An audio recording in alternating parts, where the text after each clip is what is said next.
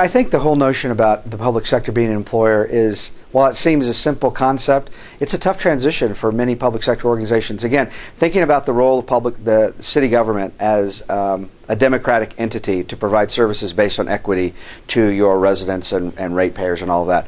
That's the premise behind the delivery of public services.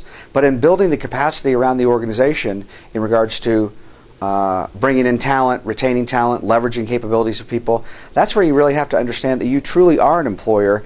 And when you realize that recognition, it's a real epiphany in how you go about recruiting and retaining and developing that talent. Where you can really optimize what business you're in, because public service is a business, I don't think many cities leverage their strengths and how to go about and recruit and retain and develop those people that really want to have an impact.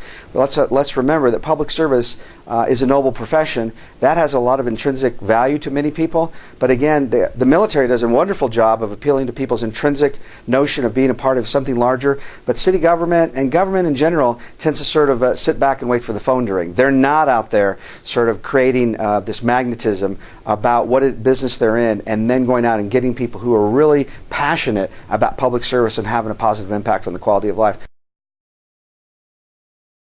Cities today do not have the luxury for people to wait 8, 10, 12 years, pay their dues, wait their turn, because of the departure of so many seasoned people are creating opportunities. You're really having to accelerate the development of those younger people.